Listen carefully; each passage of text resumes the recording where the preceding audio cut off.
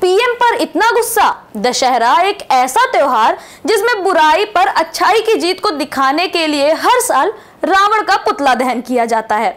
ये हमें बचपन से पढ़ाया भी गया है और ये हम देखते भी आए हैं।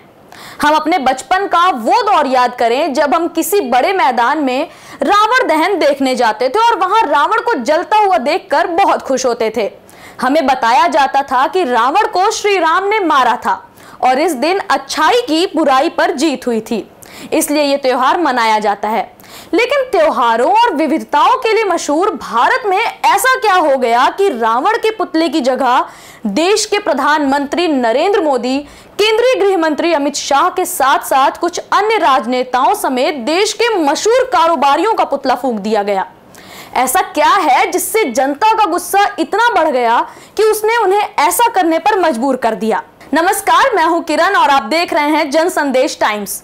क्या हमने कभी भी अपने सपने में सोचा था कि देश की जनता का आक्रोश देखते ही देखते इतना बढ़ जाएगा कि दशहरा के त्योहार में रावण की जगह देश के प्रधानमंत्री का चेहरा लगाकर उसे जलाया जाएगा।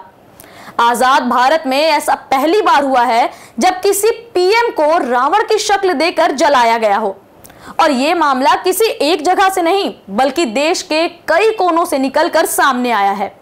आखिर जनता का इतना आक्रोश देश के प्रधानमंत्री पर क्यों फूटा? आइए इसकी समीक्षा करने की कोशिश करते हैं। यहां हम आपको पहले ही बता दें कि इस खबर की समीक्षा करने का ना तो हमारा कोई राजनीतिक मकसद है, ना ही किसी व्यक्ति विशेष से हमारा कोई लेना देना है।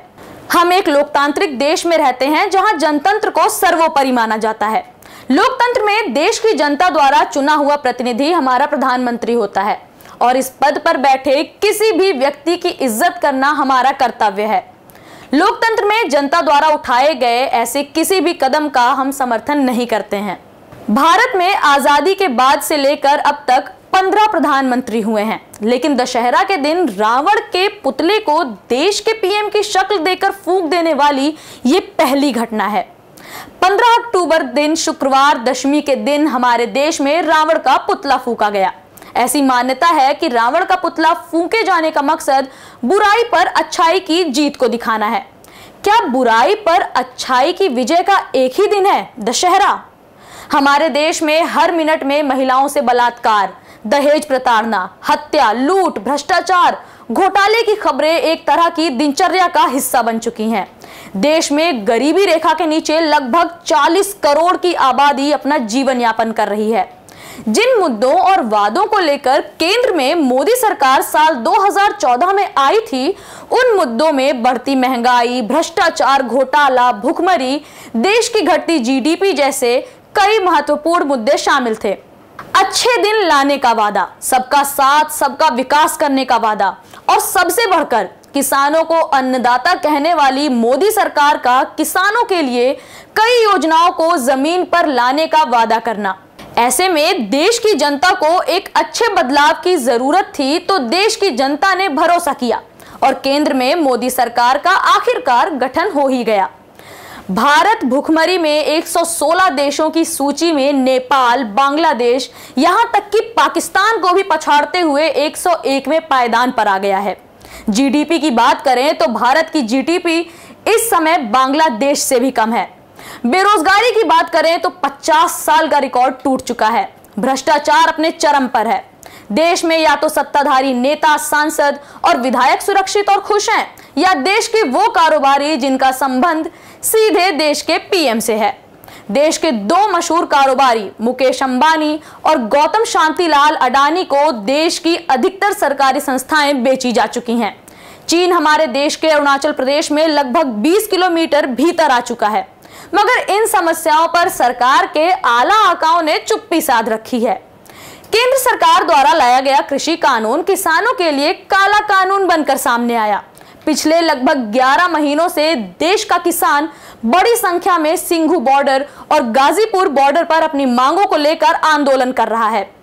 रही सही कसर लखीमपुर खीरी में किसानों के जुलूस पर पीछे से केंद्रीय गृह राज्य मंत्री अजय मिश्रा टेनी के बेटे ने अपनी तेज रफ्तार गाड़ी के पहिए तले रौंदकर पूरी कर दी।